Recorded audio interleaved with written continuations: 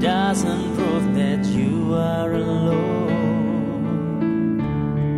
You feel that nobody wants you. It doesn't mean that no one cares about you. Listen to the words I sing, that I will always be by your side. You mean everything to me, and I will never leave you, 'cause I love you so. When I say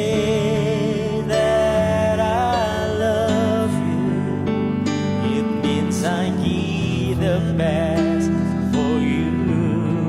When I say that I love you, I will give everything for you.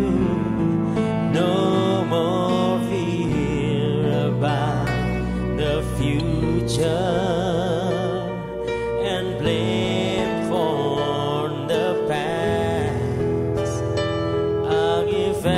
Everything when I say that I love you.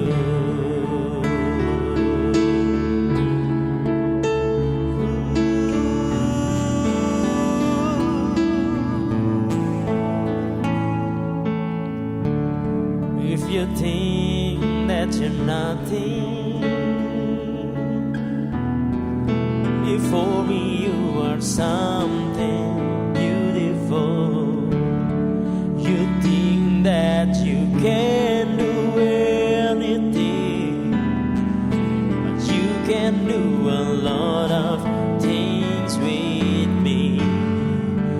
Listen to the word I say, for I will always be by your side. You mean everything to me, and I will never leave you, 'cause I love you so. When I say that I love you, it means I give the best for you. When I say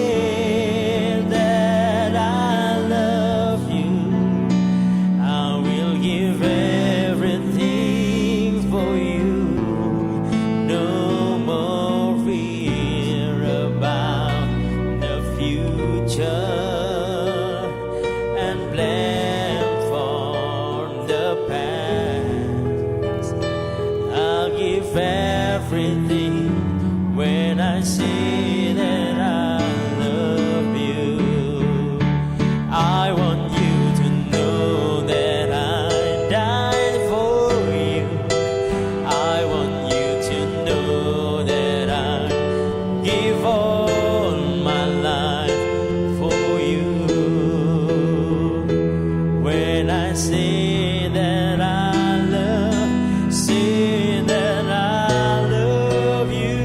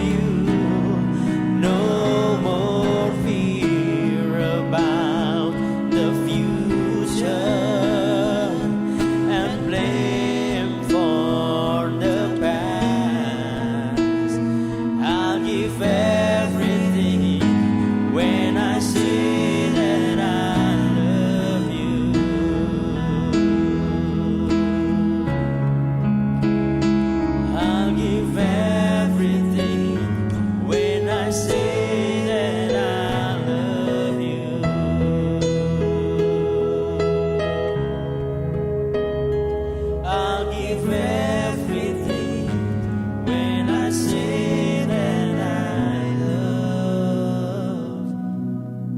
you.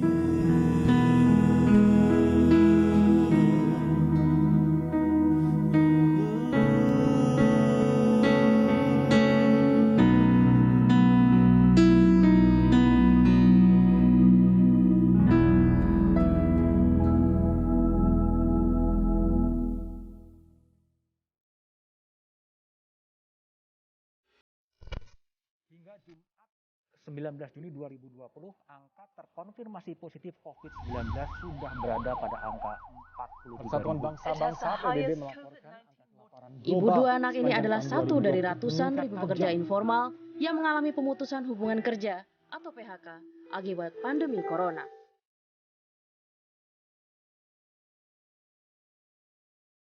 Shalom, salam sehat dan semangat hidup hari ini. Saudara-saudaraku, renungkanlah, pikirkanlah, dan ketahuilah ada pelajaran kehidupan yang berharga saat penderitaan. Ada tujuan Allah yang khusus bagi Anda melalui penderitaan. Sebagai insan ilahi yang hidup oleh nafas anugerah dan karya Allah, kita sadar bahwa hidup bukan sekedar berputar, frustasi, dan membosankan di saat pandemi COVID-19 ini, namun hidup ini adalah karya keajaiban Tuhan yang sedang diselesaikannya dalam hidup Anda, sekalipun Anda dalam lembah penderitaan. Oleh karena itu, saudaraku yang dikasihi Tuhan, Rock Riverside Community Center mengundang jemaat yang dikasihi Tuhan untuk pemahaman Alkitab bersama dengan topik Tuhan dan penderitaan, 4 kali pertemuan dalam 1 bulan, setiap hari Jumat jam 1 siang sampai setengah 3 siang, diawali pada tanggal 10 September. Dan silakan daftarkan diri Anda pada link yang tersedia. Sampai jumpa dalam kelas pemahaman Alkitab. Tuhan memberkati Anda.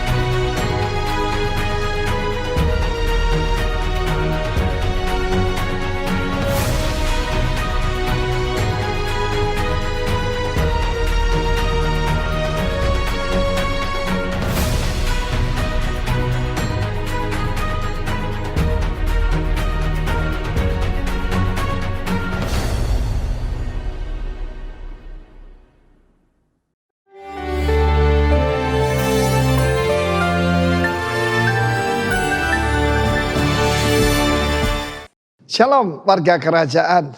Ketika rekaman suara gembala ini direkam, besok tanggal 31 Agustus adalah deadline dari mana yaitu warga negara Amerika termasuk tentaranya harus keluar daripada Afghanistan.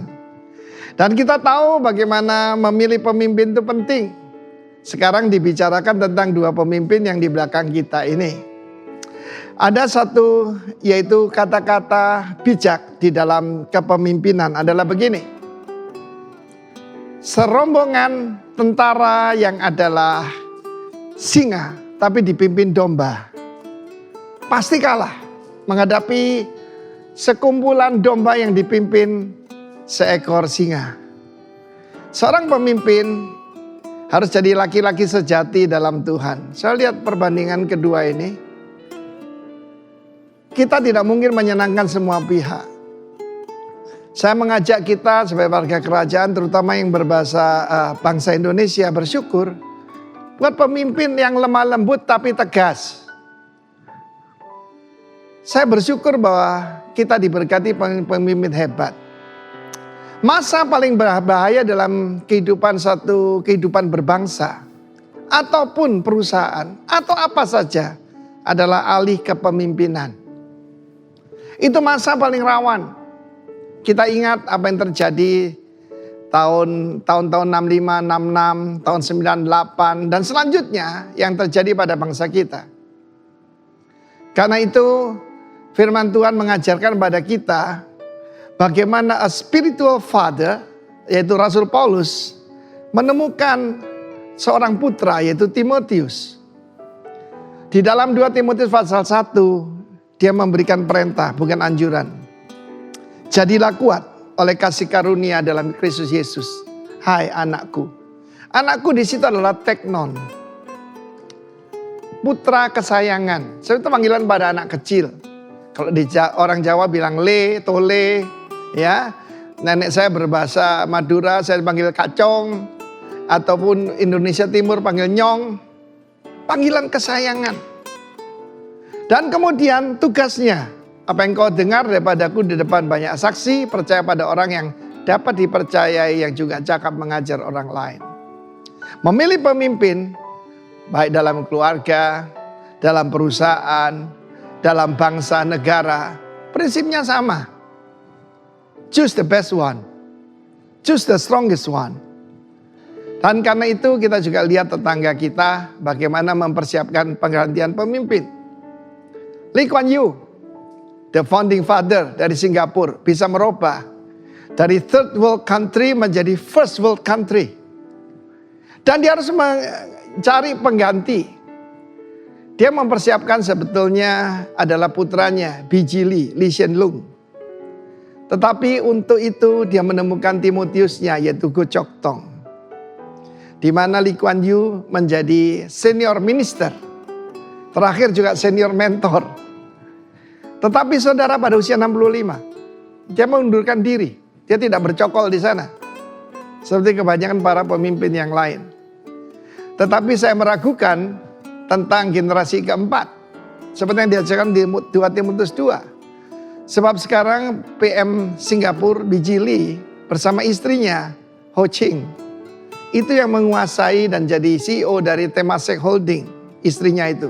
Politik dan ekonomi. SOS dan BUD mengikut. Tetapi siapa pengganti selanjutnya? Saya sengaja beri tanda tanya di situ. Di dalam keluarga kita, di dalam pelayanan, saya mempersiapkan 4 generasi. Sebab orang Tionghoa berkata generasi pertama membangun, generasi kedua menikmati, generasi ketiga menghancurkan. Generasi keempat kalau ada membinasakan. Itu sudah terbukti bagi yang di luar Kristus. Tapi di dalam Kristus kita akan berhasil. Tuhan memberkati kita semua. Haleluya. Amin. Selamat pagi Bapak Ibu sekalian, senang rasanya kami Rock Riverside bisa hadir kembali untuk menemani Bapak Ibu sekalian dalam ibadah hari Minggu ini, sekalipun hanya lewat virtual. Dan kami harap Bapak Ibu sekalian dalam kondisi yang baik-baik saja, seperti jiwa Bapak Ibu sekalian baik-baik saja. Kami tetap menghimbau Bapak Ibu sekalian untuk mengikuti Komsel, tentunya secara online, karena kami percaya komunitas yang tepat akan bisa membawa Bapak Ibu melewati musim ini dengan kondisi yang baik-baik saja. Karena di dalam Komsel, Bapak Ibu sekalian bisa mendapatkan penguatan, kemudian konseling Bapak Ibu bisa dapatkan di sana, dan juga jika ada pergumulan doa bisa disampaikan. Bagi Bapak Ibu sekalian yang hari ini harus terpaksa berada di rumah karena terpapar virus COVID-19, kami dari Rock Riverside memberikan bantuan berupa makan 2 kali sehari beserta snack sehat untuk mendukung proses pemulihan Bapak Ibu sekalian. Bagi Bapak Ibu yang membutuhkan bisa menghubungi Gembala Komsel atau bisa menghubungi nomor yang akan tertera di bawah ini. Bagi Bapak Ibu yang rindu untuk memberikan persembahan, bisa langsung transfer ke rekening atau scan QR Code yang tersedia. Baik, sebelum memulai ibadah pagi hari ini, mari kita berdoa. Tuhan, terima kasih kalau hari ini kami boleh menikmati segala sesuatu yang baik. Ini semua karena apa yang sudah Engkau kerjakan melalui salib-Mu, Tuhan. Dan biar pagi hari ini, ibadah kami hanya untuk satu nama, yaitu Kristus yang semakin besar dalam hidup kami. Dalam nama Yesus, kami berdoa. Dan bagi Bapak Ibu sekalian, selamat beribadah.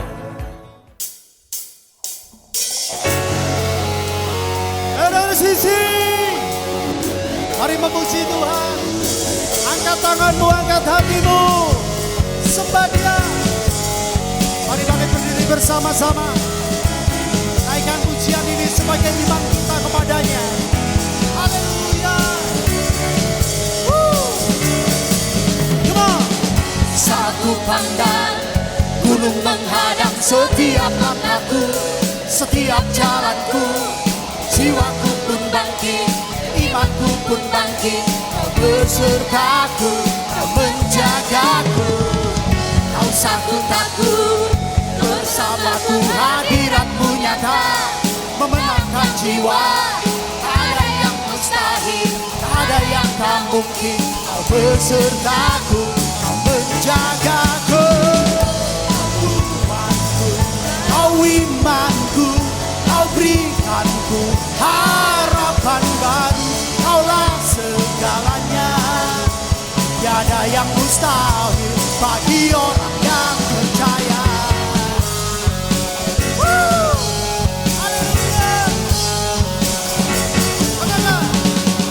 Saat ku pandang gunung menghadang setiap langkahku, setiap jalanku, jiwaku pun bangkit.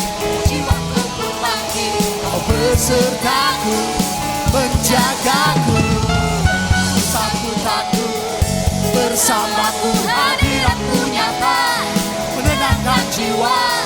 Tak ada yang mustahil, tak ada yang tak mungkin. Kau besertaku, menjagaku. Kau imanku, kau berikanku harapan baru.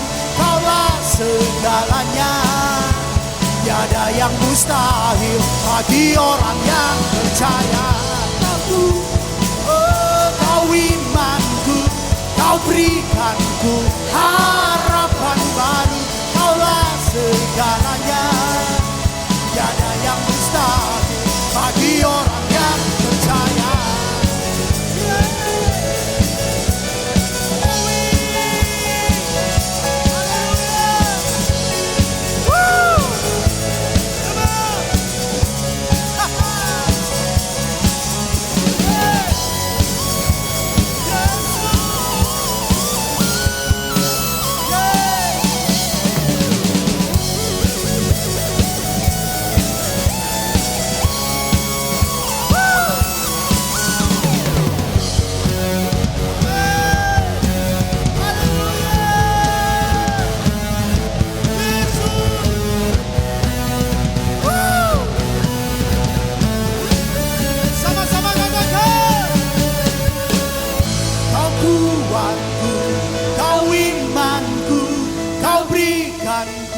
Harapan baru, kaulah segalanya.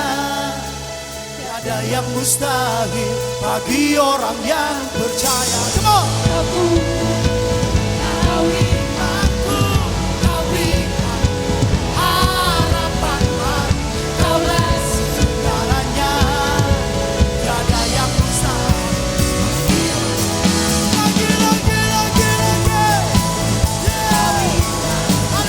Lagi.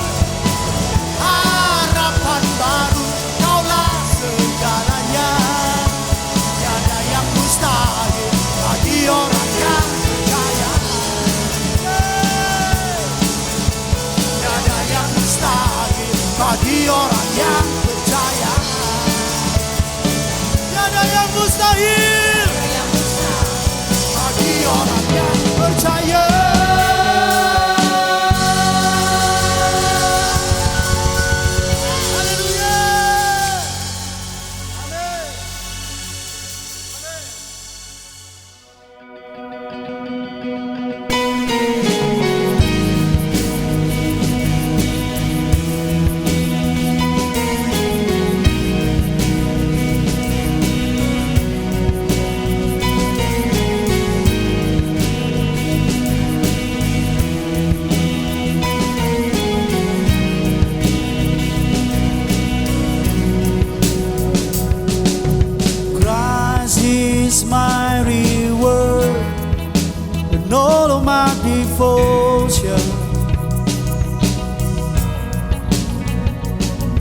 there's nothing in this world that could ever satisfy.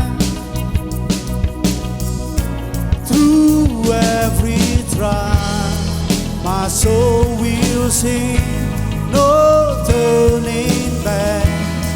I'm being set free. Christ is enough for me. Christ is enough for me. Everything I need is in you. Everything I need. Christ, my all in all, the joy of my salvation,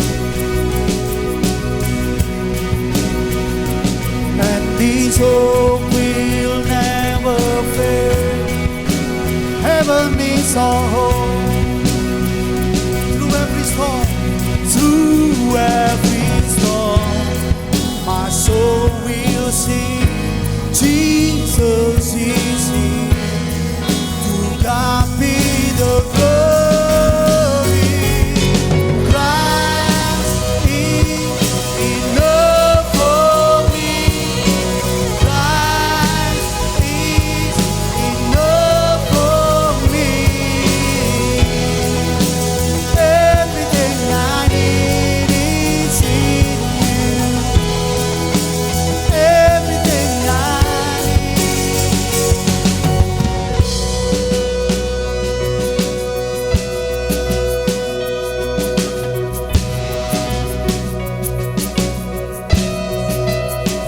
I have decided to follow Jesus. No turning back, no turning back. I have decided to follow Jesus. No turning back, no turning back. The cross. Holy high, no turning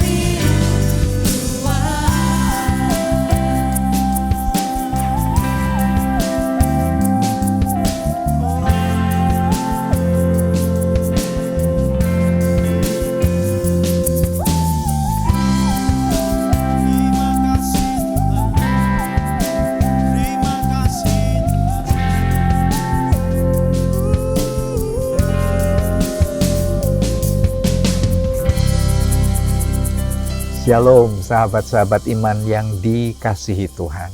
Sungguh berbahagia dan tetap semangat. Salam sehat selalu.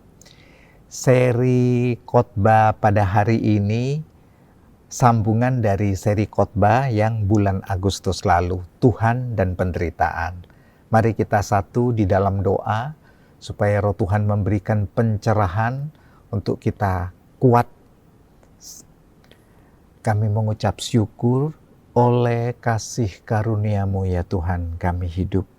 Karena kekuatan dan penghiburan Tuhan kami ada sampai hari ini. Terima kasih Tuhan buat kami bersuka di dalam hadirat-Mu, bersuka dalam shalom damai sejahtera-Mu, dalam pagar perlindungan Tuhan, dan dalam naungan jaminan tangan kuasa Tuhan yang tak pernah melepaskan kami. Kami mengucap syukur, beri pencerahan untuk kami dapat mengerti firman-Mu, pikiran Tuhan, supaya langkah-langkah hidup kami sesuai, selaras, harmonis dengan jalan Tuhan. Dalam Kristus kami mengucap syukur. Amin. Saudara-saudaraku, firman Tuhan pada bulan yang lalu, Tuhan dan penderitaan, bahasa kuncinya bagaimana menyikapi penderitaan pandemi COVID.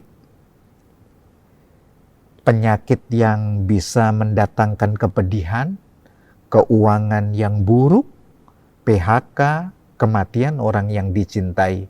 Bagaimanakah menyikapinya? Ada dua sikap yang sempat diteliti pada bulan yang lalu. Menempatkan penderitaan, lalu diri kita, dan tanpa Tuhan. Tuhan nun jauh di sana. Lalu menghasilkan hal-hal yang memilukan. Kita bisa hidup dalam kekhawatiran, berputar dalam kelemahan diri sendiri, jiwa rasa bersalah, pesimis akan hari depan, hidup terasa tanpa arti, skeptis, ragu, ketegangan saraf makin memuncak, dan rasa sesak nafas, ditambah keuangan yang buruk sampai bisa menghukum diri sendiri. Itu sikap yang pertama. Namun, ada sikap yang bisa melihat dari sudut pandang Tuhan. Di kondisi pandemi ini, dan ini tidak bisa dipungkiri satu penderitaan bukan, tapi ini bagian dari ujian ilahi. Di dalamnya ada ujian karakter, ada ujian sikap hati terhadap keuangan, bagaimana kita memanage keuangan bijak di kondisi penderitaan pandemi ini. Ada ujian untuk kualitas keluarga, ya, relasi, hubungan ayah, anak, suami, istri, mesbah keluarga terevaluasi kembali dengan indahnya. Ada ujian untuk bisnis kita, ada ujian juga kesehatan kita. Artinya bijak-bijaklah pola makan, pola hidup kita sehari-hari. Dan semuanya itu bertujuan supaya Kristus makin nyata dalam hidup kita. Karena itu, komunitas ini menempatkan, ya, ini memang ada pandemi, penderitaan. Ini diriku, tapi ada Tuhan bersamaku. Bukan tanpa Tuhan atau Tuhan nun jauh di sana. Nah, sikap ini melahirkan pertumbuhan iman yang semakin berkualitas. Karakter yang semakin kokoh, tegar, kuat di tengah badai. Makin nyata kedewasaan, keserupaan Kristus, hidup tetap di rule-nya Tuhan, dalam destiny-nya Tuhan, ditambah bisa menyelesaikan misi Allah, punya kepastian masa depan, dan berakhir sebagai pemenang kehidupan. Nah, topik seri untuk khotbah ini, saudara-saudaraku, sahabat-sahabat iman yang dikasihi Tuhan, arti kebahagiaan dan penderitaan. Arti kebahagiaan dan penderitaan.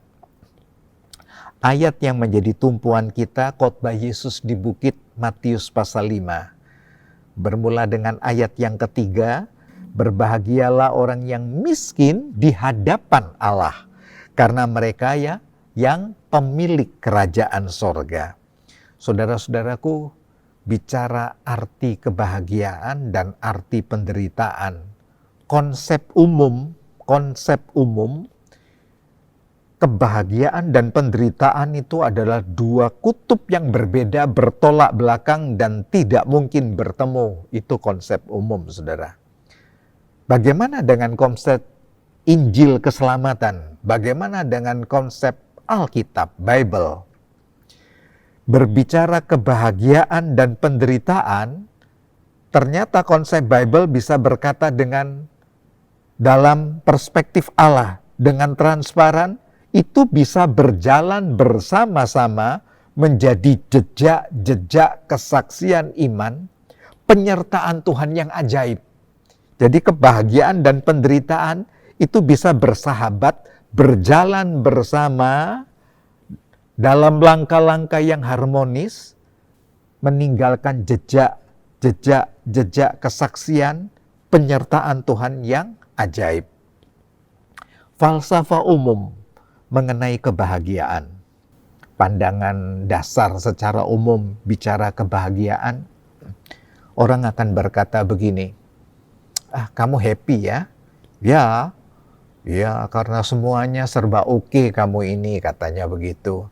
Finance oke, bicara materi kekayaan, oke dah. Bicara jabatan kedudukan, ya. Panjang, aku punya prospek ke depan. Bicara kehormatan harga diri, oke. Sampai hobi. Hobi berbicara mengenai flora fauna, dari bunga-bunga, mencintai alam, mencintai unggas, sampai hobi yang punya kelas begitu. Bermain golf, tenis, sampai juga ke wisata, baik itu domestik maupun wisata internasional, ditambah juga wisata kuliner. Serba oke. Falsafah umum akan berkata, ini kebahagiaan. Falsafah umum berbicara penderitaan. Kebalikannya, saudara. Aduh, Tuhan berat ini Tuhan. Minus semuanya. Minus finance, janganlah bicara kejauhan kekayaan. Bicara kecukupan hidup aja minus. Jabatan kedudukan minus. Kehormatan harga diri betul-betul ada di posisi yang rendah. Sudah jangan bicara hobi. Hidup bisa makan hari ini 3 kali. Itu sudah sungguh bagus, katanya begitu. Dan jangan bicara wisata kepada kami. Terlalu jauh buat kami. Itu falsafah umum berbicara mengenai penderitaan minus segala-galanya. Apalagi falsafah umum untuk gaya hidup zaman now. 5CS. Country club, kondominium, credit card, carrier, dan car. Mobil yang serba mewah, bahkan berkoleksi di dalamnya. Itu falsafah gaya hidup zaman now. Yang serba oke punya. Mari kita melihat waktu Alkitab berkata, berbahagialah kamu yang miskin di hadapan Allah. Konsep kebahagiaan apa yang Alkitab katakan? Ternyata itu kebahagiaan hidupmu yang selalu bersama Allah. Berjalan bersama Allah. Kerajaan sorga, kerajaan Allah ada di dalammu. Roma pasal 14 ayat 17. Itu kebahagiaan yang gak bisa dicuri. Kebahagiaan yang tidak ditentukan oleh situasi kondisi. Karena senantiasa bersama Allah. Ada sukacita Injil keselamatan Kristus di dalam hidupmu. Ada kebenaran yang memerdekakan hidupmu dari tekanan kehidupan yang selalu dibuat, Tuhan senantiasa ada jalan. Senantiasa ada solusi-solusi kebenaran yang membuat arti hidup semakin berkualitas. Freedom. Inilah kemerdekaan dari tekanan hidup yang sebenarnya. Situasi apapun keadaannya. Ditambah lagi damai sorga yang memelihara hatimu dan pikiranmu. Itu yang dikatakan Alkitab konsep kebahagiaan. Raja Daud dalam Mazmur pasal 1 ayat 1 sampai yang ke-6 berbicara konsep ini. Kebahagiaan hidupmu bersama Allah, Anda seperti pohon yang ditanam di tepi aliran air. Tidak berhenti menghasilkan buah, tidak khawatir datangnya tahun-tahun kering. Tetap kuat, kokoh, tegar segala musim kehidupan. Oh, dahsyat. Itu keindahan hidup bersama Tuhan. Karena itu, berbicara mengenai khotbah di bukit, khotbah kebahagiaan itu, Matius pasal 5 dimulai ayat yang ketiga, mari kita teliti bersama. Ternyata bahagia dan penderitaan itu bisa berjalan bersama mengukir jejak-jejak iman yang berarti, berkualitas. Baik bagi diri kita, baik menjadi kesaksian buat anak-anak kita atau komunitas kita. Berbahagialah orang yang miskin di hadapan Allah. Miskin di hadapan Allah. Karena merekalah yang empunya kerajaan sorga. Miskin di hadapan Allah, bila diteliti dari berbagai terjemahan Alkitab, ya, salah satunya juga Greek linguistik, ya, saudara akan menemukan ada kata tokos, artinya miskin di hadapan Allah itu arti-arti yang serumpun di dalamnya, tidak punya apa-apa, tidak punya daya kekuatan, tertindas, bungkuk, rendah, pasrah seperti seorang pengemis hina yang hidup karena belas kasihan Tuhan. Jadi, kalau itu diterjemahkan dalam terjemahan sederhana, bebas begitu ya, dalam tanda petik, saya ulaskan demikian. Berbahagialah orang yang tidak punya apa-apa, tidak punya daya kekuatan di hadapan Allah. Orang yang tertindas, bungkuk, rendah, pasrah seperti seorang pengemis hina karena hanya hidup belas kasihan Tuhan aku hidup.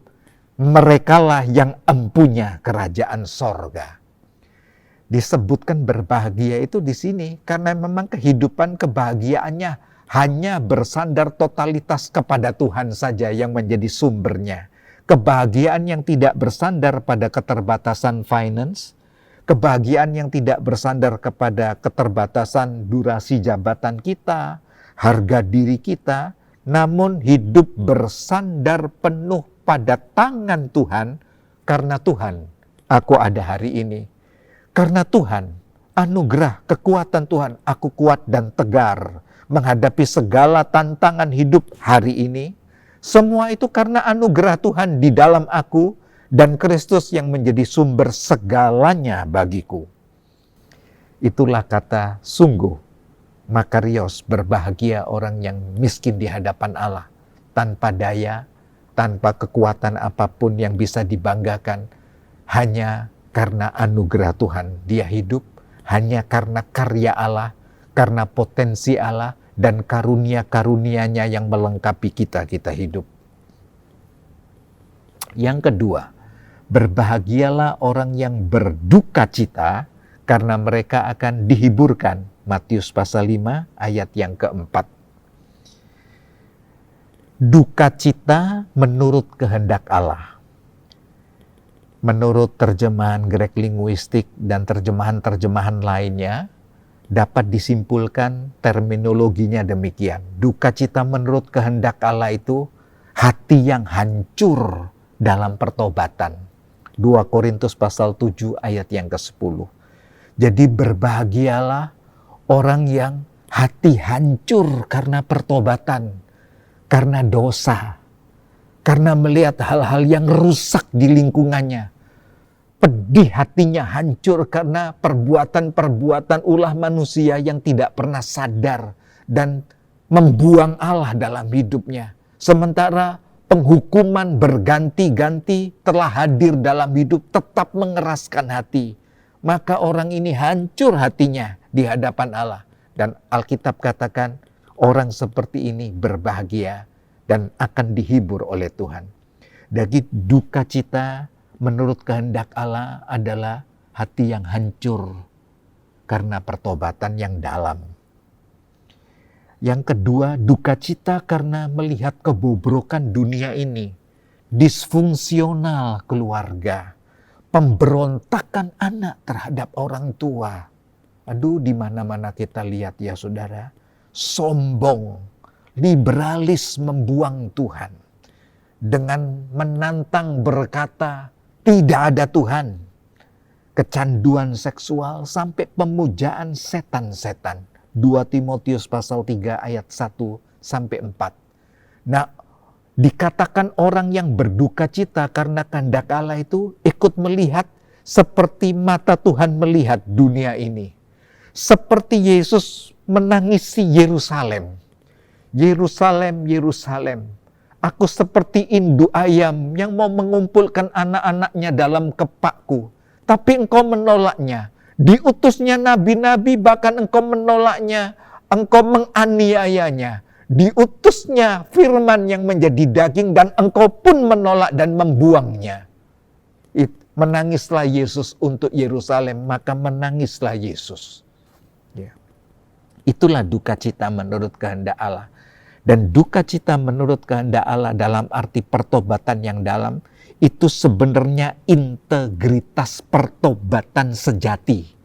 Di dalamnya ada pertobatan pribadi dan bersyafaat bagi komunitas saudara, sampai lingkungan yang lebih luas, bahkan bagi kotamu. Karena itu dikatakan, berdoalah untuk kesejahteraan kota di mana engkau ditempatkan. Karena kesejahteraan kotamu juga kesejahteraan hidupmu. Saudara, berbicara pertobatan yang dalam. Pertobatan tanpa pengampunan dari salib Kristus adalah penyesalan yang hambar. Sekali lagi, pertobatan tanpa pengampunan dari salib Kristus adalah penyesalan yang hambar. Bukan integritas pertobatan sejati.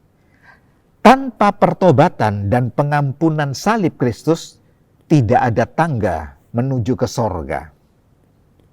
Jalan menuju ke Roma memang banyak, tapi jalan menuju sorga hanya satu. Akulah jalan, kata Yesus. Akulah kebenaran dan aku hidup. Kerajaan sorga ada di dalam pribadinya. Hanya satu. Namun berbicara pertobatan sejati dan pengampunan dari salib, itu yang dahsyat. Itu akan menghapus kutuk dosa masa lalu dan membuka gerbang sukacita sorga hari ini untuk hidup saudara. Jadi betapa dahsyatnya khotbah Yesus di bukit ini. Berbahagialah orang yang punya pertobatan yang begitu dalam. Baik bagi pribadinya, bagi komunitasnya. Dia punya hati yang hancur, berdoa syafaat, mengadakan grafirat pendamaian. Supaya salib Kristus, pengorbanan dan kuasa kasih Kristus hadir dan mengalir atas komunitas, bahkan atas kota. Yang ketiga, Matius pasal 5 ayat yang kelima. Ternyata ini resep-resep kebahagiaan dan kita bisa temukan kebahagiaan bisa berjalan bersama penderitaan. Berbahagialah orang yang lemah lembut karena mereka akan memiliki bumi. Lemah lembut ini untuk karakter ya saudara, bukan dialek, bukan budaya, ya satu etnis tertentu begitu, tapi ini satu karakter ilahi.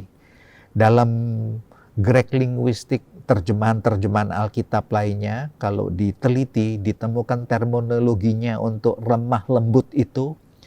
Orang ini lemah lembut di hadapan Allah, kategori orang yang lembut hatinya. Artinya orang yang tunduk, yang patuh di bawah kendali Roh Allah. Itu kriteria lemah lembut. Jadi punya kepatuhan, punya submission yang baik, dibawa kendali oleh Roh Allah. Kerelaan ikhlas sepenuh hati dalam proses pemurnian dalam berbagai kesulitan-kesulitan kehidupan dan tetap patuh, itulah kelemah lembutan atau lemah lembut hatinya. tetap patuh dalam kendali Roh Allah di lembah kesukaran hidup, itu bukan tanda pribadi yang lemah, saudara. Namun itulah kerelaan hati dalam pembentukan karakter ilahi di dalam Anda untuk menggenapi rencana Tuhan. Jadi ini kualitas kehidupan sejati. Dan Allah mencintai orang-orang yang lembut hati, yang rela diremukkan, yang rela tunduk patuh tanpa berbantah-bantah dan meronta-berontak di dalam kendali roh. Orang-orang yang dipimpin oleh Roh Allah, dipenuhi dan dikendalikan Roh Allah, dialah anak-anak Allah. Jadi sungguh makarios, berbahagialah orang yang lembut hati, karena saudara yang akan memiliki bumi. Kelak kerajaan 1000 tahun dan dalam kekekalan anak-anak Tuhan, putra-putra kerajaan Allah akan memimpin dan memerintah bumi ini, bukan?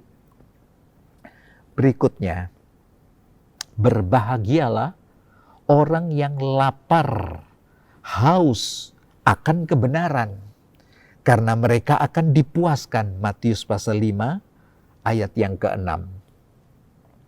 Berbahagialah orang yang lapar, haus akan kebenaran. Mereka akan dipuaskan oleh Allah. Terminologinya orang lapar, haus akan kebenaran ini tidak mengenal dalam tanda petik kata puas, begitu saudara, untuk egonya. Ya. Jadi dia berakar, dia bertumbuh dalam bentuk aktif, terus-menerus, dinamis, dan berbuah-buah dalam kebenaran. Itulah orang yang lapar, haus akan kebenaran. Ini adalah kualitas iman yang hidup. Ini bukti kualitas iman yang hidup dan kedewasaan manusia roh. Ya. Di mana ada kebenaran, di situ tumbuh damai sejahtera, kata Alkitab. Yesaya pasal 32 ayat 17. Sungguh dibilang berbahagia, shalom dirimu, dan dalam penyertaan Allah, dalam kesukaan Allah yang senantiasa mau berakar, bertumbuh dan berbuah.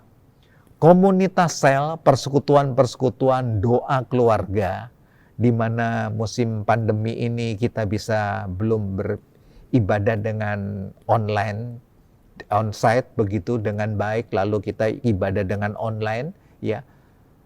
Ibadah di rumah dalam kelompok keluarga kecil adalah wadah yang terbaik untuk membangun mesbah berakar, bertumbuh, berbuah-buah dalam kebenaran. Sharing, pemahaman Alkitab bersama, ya, kesaksian-kesaksian yang membangun iman. Bicara lapar dan haus kebenaran adalah kepuasan ilahi dalam kebenaran itu sendiri. Jadi kepuasanku Tuhan, kepuasan batinku, di mana Roh Allah yang bertahta di dalam aku, memang aku mencintai kebenaran. Aku bersuka-suka, aku mengalami damai kehadiran Kristus yang aktif. Berbeda dengan kepuasan duniawi. 2 Timotius pasal 4 ayat ke-10. Berbeda tentunya dengan kepuasan dosa. Yesaya pasal 59 ayat 1-3.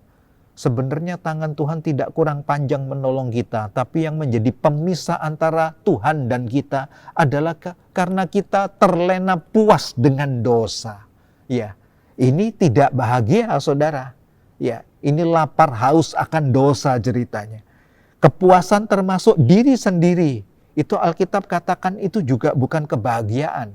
Orang-orang hedonis, ya, nikmat untuk diri sendiri. Wahyu pasal 3 ayat 17 katakan, apakah dirimu merasa semuanya itu sorga di bumi? Sorga telah pindah di dalam hidupmu? Bukankah dirimu sebenarnya itu bukan kesukaan Allah, anakku? Itu kebutaan rohani, kata Alkitab. Itu sebenarnya melarat dan telanjang tanpa kemuliaan di hadapan Allah. Jadi kebahagiaan adalah lapar haus akan kebenaran, bukan lapar haus akan dunia, bukan lapar haus akan dosa, atau lapar haus untuk mentuhankan, memberhalakan diri sendiri. Kebahagiaan berikutnya Matius pasal 5 ayat yang ke-7. Berbahagialah orang yang murah hatinya, karena mereka akan beroleh kemurahan. Murah hatinya karena mereka akan beroleh kemurahan. Terminologi dari kata murah hati ini, elemones, itu orang yang punya belas kasihan ilahi dan kedermawanan. Jadi berbahagialah orang yang punya hati welas asih, berbelas kasihan ilahi, punya sentuhan kasih, kedermawanan. Saudara, berbicara kemurahan hati bukan tergantung karena finance, kekayaan, materi. Itu bersumber dari hati. Orang sederhana pun bisa punya kemurahan hati. Pak, bagaimana mungkin sederhana kami bisa bermurah hati? Tidak sulit. Orang sederhana bisa bermurah hati.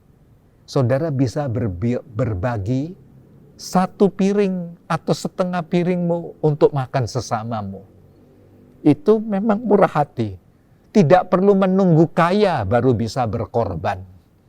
Tidak perlu menunggu berlimpah-limpah tabungan deposit kita, investasi kita, baru kita bisa menabur. Orang murah hati tidak tergantung itu. Memang hatinya punya belas kasihan ilahi. Kalau saudara memperhatikan misi-misi belas kasihan yang ada di pedalaman-pedalaman, ya, sampai di daerah perkampungan-perkampungan, daerah-daerah minus, orang-orang kusta dan seterusnya begitu ya di India. Lalu ada tangan-tangan yang terulur menyuapi mereka, orang-orang yang kusta, membebat luka-luka mereka. Itulah orang-orang yang punya kemurahan hati. Dan berbagi roti sarapan mereka bagi orang-orang itu orang murah hati. Mata hati orang buta dan tuli bisa merasakan uluran tangan kasih Anda. Sekali lagi, mata hati orang buta dan tuli, sekalipun dia tidak bisa melihat dan mendengar, tapi dia bisa merasakan sentuhan uluran tangan kasih-Mu. Bisa dirasakan. Dia punya hati nurani. Getaran frekuensi batinmu yang digetarkan oleh kasih Kristus, hati murah hati Kristus, mampu terjadinya gelombang getaran kasih di hati orang yang papa dan hina, sekalipun dia cacat. Karena itu Alkitab katakan, berbahagialah orang yang punya belas kasihan ilahi dan kedermawanan. Matius pasal 5 ayat yang ke-8. Berbahagialah orang yang suci hatinya, karena mereka akan melihat Allah. Berbicara kata suci itu kita rasanya alergi ya saudara. Langsung rasanya gatal-gatal sekujur tubuh kita dan tidak nyaman buat batin kita. Sebenarnya itu bukan beban, tapi itu kesukaan. Ya, itu satu kebaikan Tuhan atas hidup kita. Sebab ini kesucian ilahi yang hadir atas hidup kita. Bukan kemampuan kita untuk mencuci dosa-dosa dan kutuk dosa kita. Tapi hadirnya kasih dan kesucian kebenaran Kristus yang memandikan kita, membersihkan kita dengan firman dan rohnya, dengan kuasa pengorbanan salibnya.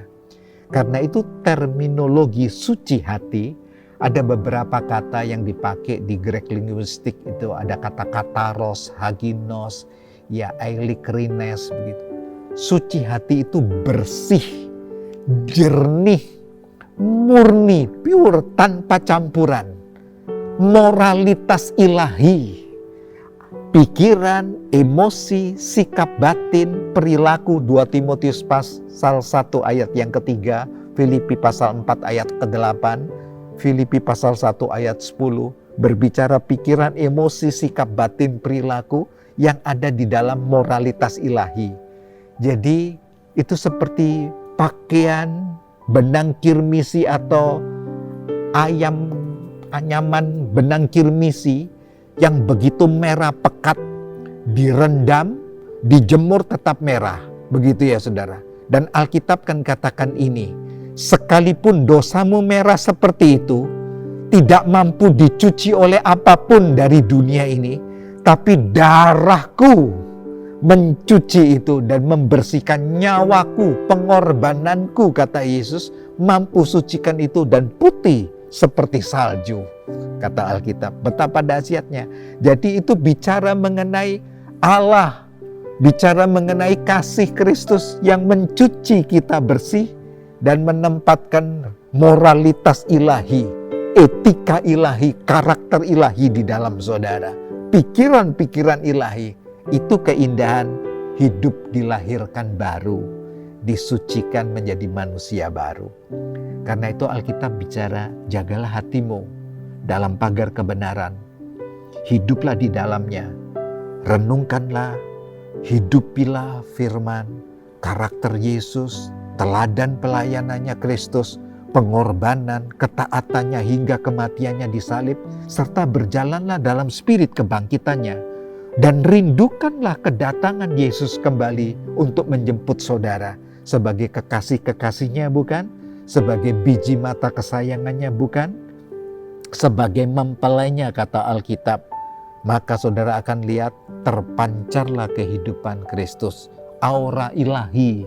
Terpancarlah aura Kristus di dalam hidup saudara.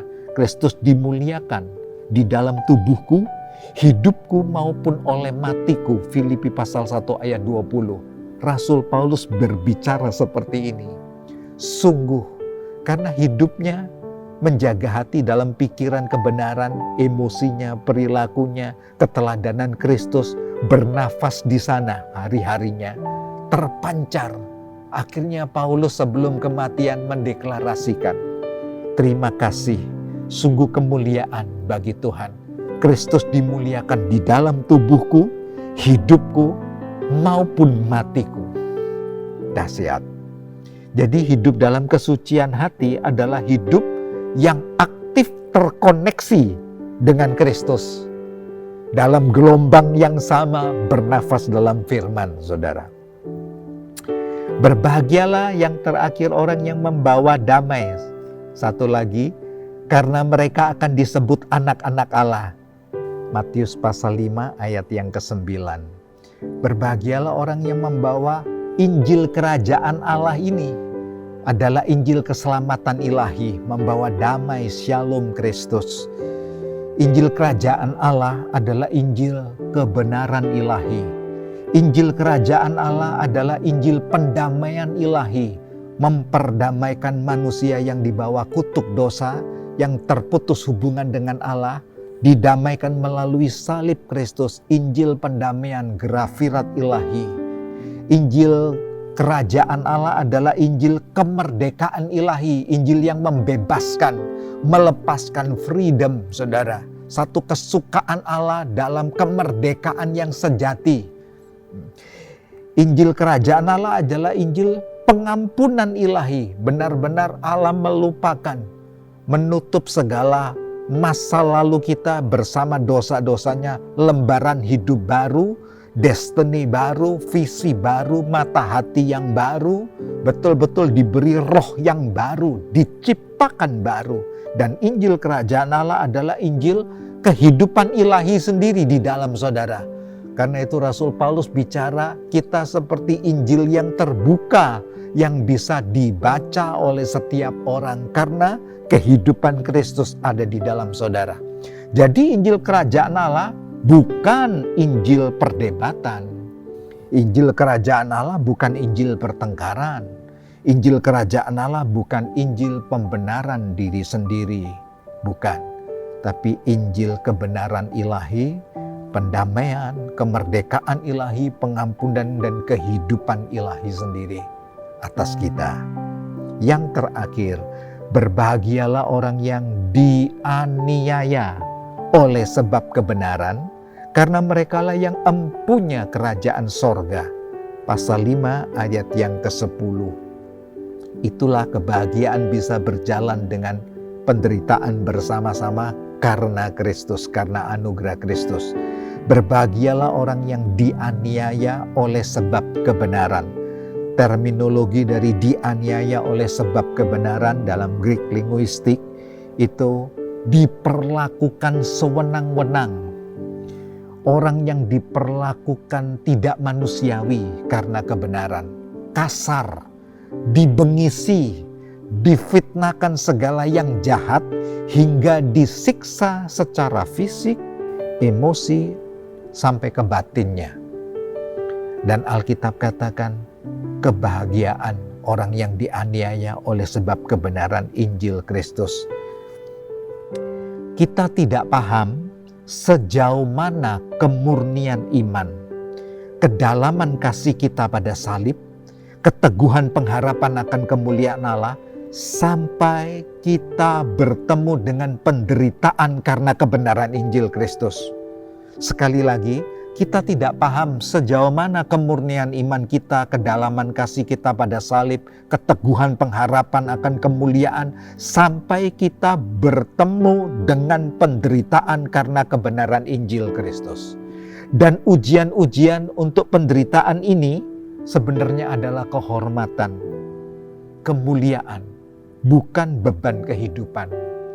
Karena itu Paulus memberikan teladan adalah kehormatan bagiku, dipandang layak menderita bagi Injil. Bukan karena salib Kristus kurang pengorbanannya, saudara, tapi dipandang layak aku bisa menjadi saluran berkat karena Injil dan kekinian begitu. Hidup di masa yang kini, di zaman yang berbeda ini tetap bisa menjadi Injil yang terbuka, yang menjadi kesaksian. Saudara-saudara, Tuhan mencintai saudara. Sungguh kebahagiaan ada di dalam proses-proses penderitaan. Tetaplah damai di dalam Kristus. Amin. Kasih karunia Yesus Kristus yang indah buat kita turun atas saudara. Pemeliharaan Bapa yang begitu setia dan tidak pernah meninggalkan perbuatan tangannya turun beserta atas saudara, dan penyertaan Roh Kudus berjalan bersama saudara sampai Maranatha, Tuhan datang mengangkat kita dalam kemuliaannya. Umat percaya, sahabat iman, katakan amin. Terima kasih bagi Bapak Ibu sekalian karena sudah mengikuti ibadah online ini hingga selesai. Untuk mendukung ibadah online Rock Riverside, kami menghimbau Bapak Ibu sekalian untuk bisa subscribe, like, dan juga bagikan video ini kepada semua orang. Supaya apa? Supaya semua orang bisa mendengar kabar baik tentang apa yang sudah Kristus kerjakan dalam kehidupan kita. Sekali lagi, kami dari Rock Riverside mengucapkan terima kasih bagi Bapak Ibu sekalian. Stay safe, stay healthy, have a gospelful day. Tuhan Yesus memberkati.